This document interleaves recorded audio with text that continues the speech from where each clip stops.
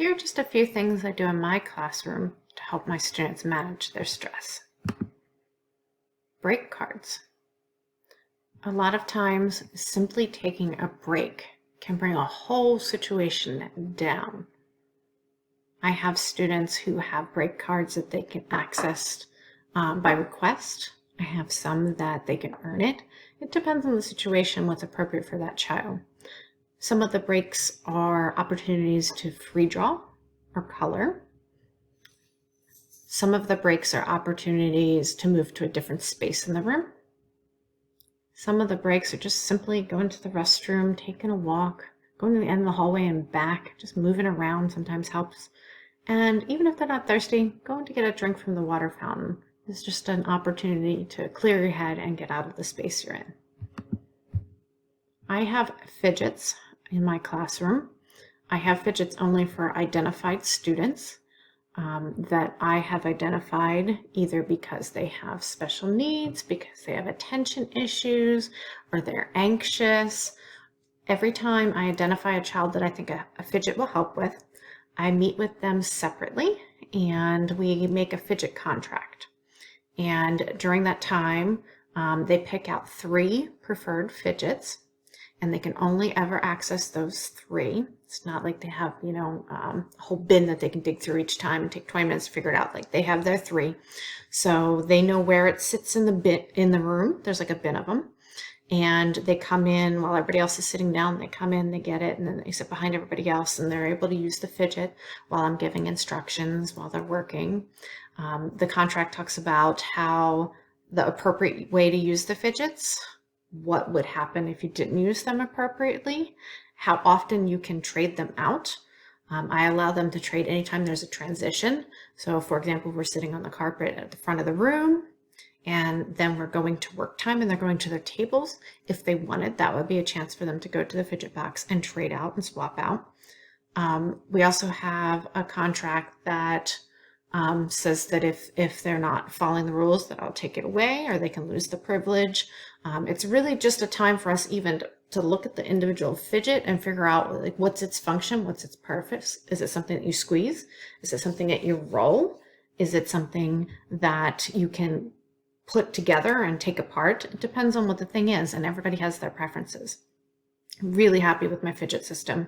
And then, I have kids that are like, I want a fidget. How do you get a fidget? And we talk about how that process can be identified, and it's really only for targeted students. I can't have 22 kids in a room squeezing a ball and moving around and fidgeting. It just won't work for me. But with those targeted students, it helps so much.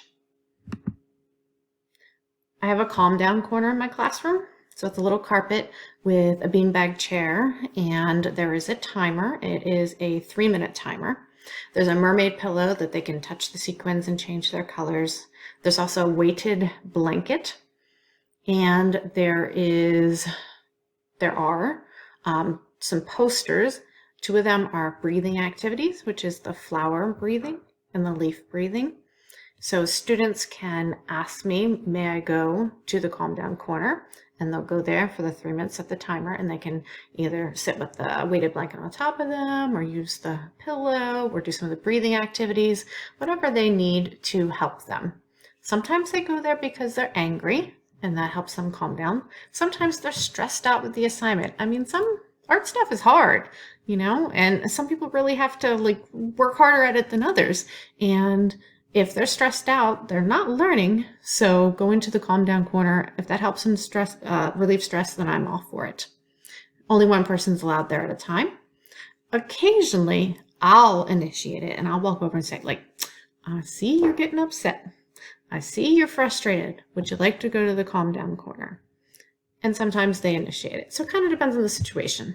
But anybody can access it, and I found that it's super helpful in my classroom. Of course, there are brain breaks in getting up and moving, doing things online, using Mind Yeti. That's some really good mindfulness and kind of yoga type things. Anytime I have a particular group of kids where they're just, over the moon crazy, I like to pull up some kind of activity, give them a reason to move, get up and move, allow them to get up and be loud, and then bring it back in and go back to being calm and learning again. It helps me too.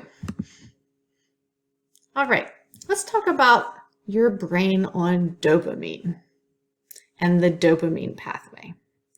Dopamine is a neurotransmitter released by the brain that positively affects your mood, movement, memory, experience of pleasure, behavior and cognition, attention, sleep, and learning.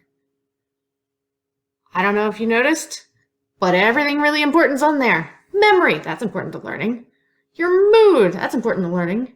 Behavior and cognition, really important to learning. Attention, all of this is affected positively by dopamine. Hey, how do we get some more of that? We want all of our students' brains flooded with dopamine. Here are some ideas for boosting dopamine. These are simple things that you can integrate into your classroom that flood our students' brains with dopamine. Music. I know many of us play music in our classrooms. Some of us play calming music while the kids are working, some instrumental music. Some people play kids bop, whatever works for you. Music boosts dopamine. Being read to boosts dopamine. So anytime you can integrate literature, picture books into your lessons, do it. It boosts dopamine. Even if you're just telling a story about your life or like a personal anecdote, boosts dopamine for the students. Anytime you can integrate humor, do it. Even if it means laughing at yourself. Kids love, love, love humor. And of course, it boosts dopamine, so do it. Interacting with peers, cooperative learning, doing projects together, sharing with each other, think, pair, share. All of those things are dopamine boosters. Movement, any opportunity to get up and move, that boosts dopamine. Choice, anytime students can make a choice, even if it's simple as choosing this color or this color, or do you want to do this project or this project? Do you want to show your learning with these materials or these materials? Choice and the power to choose boosts dopamine. Optimism, kindness, gratitude. Being able to make predictions and be curious and try things out boosts dopamine. Setting goals and achieving them boosts dopamine. And one of my favorites that I like to start the school year with to boost everybody's dopamine are no-fail art projects. I've been teaching for about 18 years or so now. And whenever I get observed in the spring, really anytime after January, I always get the same feedback and the same question, without fail. They always say that my students are so confident and so sure of what they're working on and super engaged. And they say, well, how do you do it? How do you instill that confidence in them? And, adults are always saying, I can't draw a straight line with a ruler, something about a polar bear in a snowstorm, and all these awful sayings about how they can't make art. And they're always shocked when they see these confident little beings just trucking along, like they're working on 2-point perspective, they're working on drawing from observation, they're working on proportion, some of these kind of higher level things. And they're like, how are these kids so confident? What is it you do that makes them confident? I'll tell you, every year, without fail, I start with no-fail art projects. I want kids to have fun making art without worrying about what it looks like exactly. We all have no-fail art projects in our repertoire, in our arsenal. We all use them. I've never met an elementary school art teacher who didn't do some type of Mondrian lesson. And yes, it's still about a concept. It's about types of lines, the directions of lines, horizontal, vertical. It's about using the primary colors. It's about shape. It still has concepts, but really it's a huge confidence builder. Kindergarten, first grade, young students can do this, and they do it with confidence. It builds their confidence. They're like, oh, this looks pretty cool. I did this. And then it sets them up for success in future lessons. The one on the far left, Jackson Pollock inspired splatter painting. No pressure, except for the art teacher, because it's a mess. And you got to really figure out how to manage it. But every time I'm going to be doing a hard lesson with, let's say, 5th graders, I know I've got something really challenging coming up, I'm going to do something like this first. I want them to feel success. I want them to taste success. I want them to be confident and know they've got this, so that when we get to the really hard stuff, they don't give up. We all have these no-fail art projects in our repertoire, in our arsenal. We just need to make sure that we're using them with intentionality.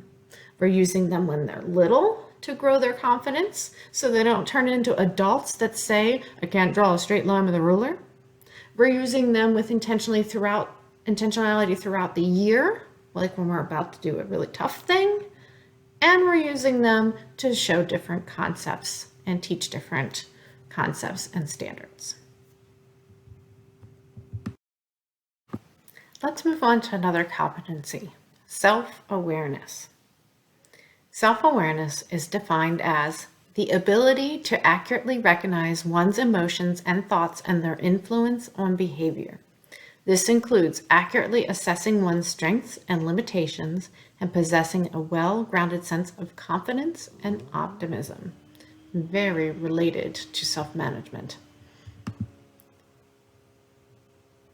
So here are the components of self-awareness. Outlined on the left: identifying emotions, accurate self-perception, recognizing strengths, self-confidence, and self-efficacy. And the Maryland State Fine Arts Standards aligned with those on the right. And we're going to talk a little bit about identifying emotions and some of the systems and programs and ways to integrate identifying emotions into the art classroom. So there's a new thing coming. Some schools have started it, so this might be familiar to you. But the Zones of Regulation is a curriculum that Harford County is adopting. The school counselors are going to be introducing it. They're going to have standard lessons that they do, and every classroom is going to be expected to use this language for helping our students to identify their emotions and manage themselves, to be aware of themselves and to manage themselves and make good choices. And the Zones of Regulation are pretty cool. It gives us all a common language and a common way to help kids talk about their emotions and pick strategies for coping with those emotions. So basically, it all comes down to identifying what zone the child feels like they are in. So our school is using the characters from Inside Out, and blue representing sick, sad, tired, bored, or moving slowly. Green representing happy, calm, feeling okay, focused, ready to learn. Yellow being frustrated, worried, silly, wiggly, excited, loss of some control. And red feeling mad or angry, mean, yelling or hitting, disgusted, or out of control. So in my school this year, once we went hybrid and came back in person, we have a system where the students check in every morning. They do this electronically, and it's kind of like modeled off of the Google Classroom. Everybody's seen those trends where they have that little avatar and it looks like a room and you click on different areas. Well, they visit this one place where they identify which zone they're in and how they're starting their day. We have kids that are always on green. We have kids that are always coming in and starting their day on red, and they need some strategies to help them move towards green. And we have students that, vary throughout the day. One cool thing about the way that we're doing this electronically is that information, that data is being collected, and it goes through to a team. One, long-term, they can analyze it and see, how our kids are coming into the building and what strategies they're accessing, etc. And then also the school counselor can be notified, if a certain kid comes in on red and they need to talk, or they're feeling yellow, and she can pull them and kind of, direct them towards different strategies. So it's a way of tracking things, and it's a quick check. All of our students are doing this every morning, even our virtual students. It's all electronic. Then, based on which zone they are in, which zone they have identified that they're in, they then use different strategies to see if they can get themselves feeling green or staying green. So if you are feeling blue, there's a place on that kind of Google Classroom type document where you click on feeling blue today, boom, it takes you to a calming room. It takes you to a room that will give you things like music. We'll have some mindfulness activities. We'll have some suggestions of things you can do to get yourself out of the blue zone and into the green.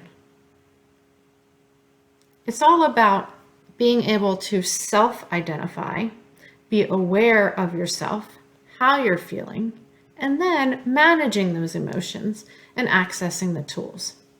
This program is really very proactive, whereas some of the programs we've used at our school in the past have been reactive. And it's really nice to see the county adopting this and going in that direction. Knowing that this is coming down the pike, that all schools are going to be using it, this is a program that they're going to have lessons on, and we're all going to share the same language, is important for an art teacher to know. We do a lot of things already that talk about feelings related to color and identifying emotions in people's artwork, showing emotions in our own artwork. We do some things with color theory and how certain colors make people feel a certain way. Artists choose colors for a reason because they want you to feel something, or they're showing you what they're feeling. We talk about these things already. Knowing that the zones of regulation are coming helps me really think about my plans for next year. How am I going to integrate what I already do with the zones of regulation and support the school program? I know I do a lot about color theory and how colors make us feel, and color psychology, I guess it's called. And I know that I use blue for like Picasso's Blue Period and Sadness, but I've also used it with like My Many Colored Days by Dr. Seuss, and they have like a bird soaring for kind of like a peaceful color. Well, knowing that blue is always going to be considered sick, sad, tired, bored, and moving slowly, I don't really want to use a soaring, peaceful blue example because that won't align with what they're doing in their classroom and throughout the whole school with the zones of regulation. So I might choose my examples and my color psychology approach differently based on these zones. Something to think about for next year. It's coming your way. How are you going to work it into what you do? I mean, that's what we're masters of, right? We're always getting new things coming our way and figuring out how to make it work. Things we already do, figuring out how to tell people, we already do this, here's how we do it, and here's why it works. The zones of regulation are perfectly aligned with identifying emotions, and it also aligns with interpreting intent and meaning in our artistic work. For the next activity, you are going to visit two websites about the zones of regulation to help you get familiar with the idea. There are also lots of resources about how to teach about the zones of regulation and some activities. Take a few minutes to review those resources and we'll move on after that. Thank you.